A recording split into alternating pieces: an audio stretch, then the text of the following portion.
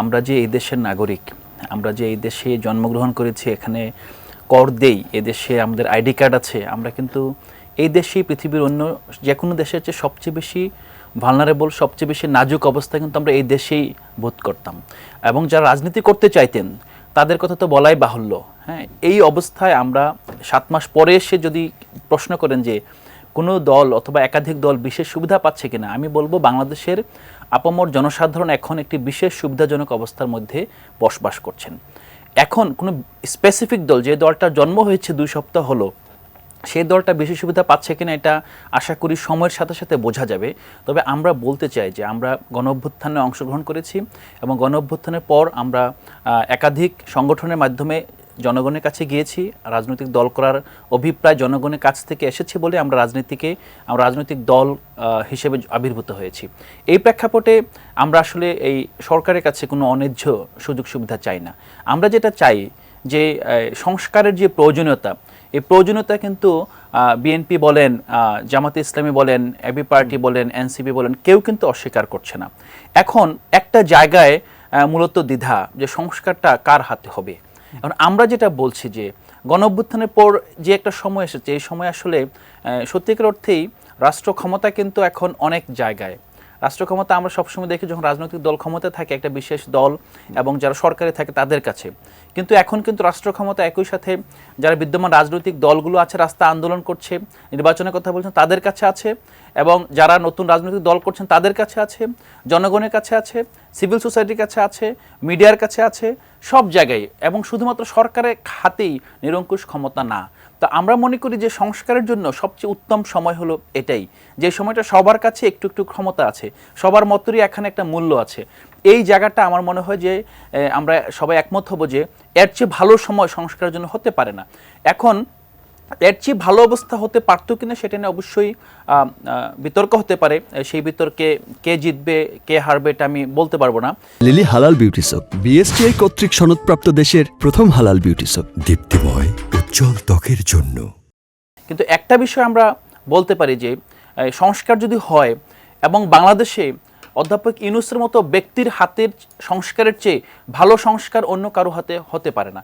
যেহেতু আমরা দেখেছি গত 7 মাস, ইভেন আপনি যদি গত কয়েকদিনের ঘটনা দেখেন, যুক্তরাষ্ট্রের গোয়েন্দা প্রধান যখন ভারত সফর করছেন তখন উনি বাংলাদেশ সম্পর্কে একেবারে ভারতীয় যে প্রপাগান্ডা মেশিনারিজ আছে তাদের সুরেই কথা বলছেন।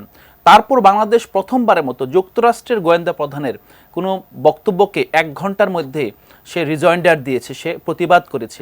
এবং স্বাভাবিকভাবেই এই যে তার প্রতিবাদের পরও আমরা কিন্তু, এবং কোনো নিরাপত্তা বিশ্লেষক, কোনো আপনার আন্তর্জাতিক সম্পর্ক বিশ্লেষক বলছেন না যে এই প্রতিবাদের মাধ্যমে বাংলাদেশের সাথে যুক্তরাষ্ট্রের সম্পর্ক কোনো কারণে ক্ষতিগ্রস্ত হবে। তো আমরা আসলে যেই প্রপাগান্ডাগুলো দেখতে পাচ্ছি যে শীঘ্রই কিছু ঘটতে যাচ্ছে, যখনই কিছু মানে নাড়াচাড়া হয় তখনই পতিত স্বৈরাচার, পতিত শক্তির দোসররা আপনি ফেসবুক কিংবা সোশ্যাল মিডিয়া একটা আতঙ্ক সৃষ্টি করছে, হয়ে যাচ্ছে। এটা কিন্তু গত 7 মাস ধরেই ঘটে চলছে। কিন্তু আপনি যদি মানুষের কাছে যান, গণমানুষের কাছে যান, তারা কিন্তু আগের চেয়ে স্বস্তি তাদের বাড়ছে। একই সাথে সরকারকে সহযোগিতা করে এই সংস্কারকে সত্যিকার অর্থে একটা কার্যত পরিবর্তনের দিকে নিয়ে যাওয়ার ক্ষেত্রে জনগণের যে আকাঙ্ক্ষা, এবং জনগণের কিছু কিছু জায়গায় যেটা আমরা আগেও প্রথম 2-3 মাসে আমরা দেখেছি যে সংস্কার নাকি জনগণ বুঝে না, এখানে জনগণ নতুন রাষ্ট্র বুঝে না, জনগণ প্রতিষ্ঠান বোঝে না। কিন্তু আমরা দেখছি যে সত্যিকার অর্থেই যখন সার্ভে চালানো হচ্ছে বিভিন্ন সংস্থা থেকে, এবং দেখেছি গণ-অভ্যুত্থানের পর যেই বিশেষ কিছু দলের আপনার স্পন্সরশিপে যেই সংস্থাগুলো গড়ে উঠেছে, তাদের যেই সার্ভেতে যে রেজাল্ট আসছে, সেই রেজাল্টও আসলে আমরা দেখি যে জনগণ আসলে এখানে দীর্ঘমেয়াদী, এবং দীর্ঘমেয়াদী বলতে আমি এই সরকারের দীর্ঘমেয়াদী না, এমন সংস্কার চায় যেই সংস্কারের পরে সত্যিকার অর্থেই তাদের সন্তানদের আর এদেশের নিরাপত্তা নিয়ে ভাবতে হবে না, তাদের সন্তানদের এদেশের চিকিৎসা ব্যবস্থা থেকে মুখ ফিরিয়ে নিয়ে অন্য কোনো দেশে যেতে হবে না। এই জায়গাগুলোতে আমার মনে হয় আমরা যদি দেখতে পারি যে আসলে জনগণ কি চায়, এটা শুধু নির্বাচন না, জনগণকে আপনি আরও বিভিন্ন উপায়ে দেখতে পারেন। কিন্তু সবচেয়ে বড় বিষয় হলো যে আমরা বিশ্বাস করি যে সংস্কারের সাথে নির্বাচনের আসলে কোনো বিরোধিতা নেই, এবং নির্বাচনের মতো নির্বাচন কমিশন ইভেন আমি যদি সময় দেন আমি একটা ছোট্ট বিষয় বলি। আপনারা জানেন যে গতকাল নির্বাচন কমিশন সংস্কারের যে প্রস্তাবগুলো এসেছে, যে সুপারিশগুলো দিয়েছে, সে সম্পর্কে একটা বড় আপনার লিখিত প্রতিবেদন দিয়েছে যে তারা কোন কোন জায়গায় তারা আসলে এই সংস্কারকে মানতে পারছেন না। এবং সেখানে স্পষ্টতই দেখা যাচ্ছে নির্বাচন কমিশনের স্বাধীনতার নামে, তাদের যে স্বতন্ত্র প্রতিষ্ঠানের স্বতন্ত্রতা রক্ষার নামে তারা কোনো ধরনের হস্তক্ষেপ চাচ্ছে না।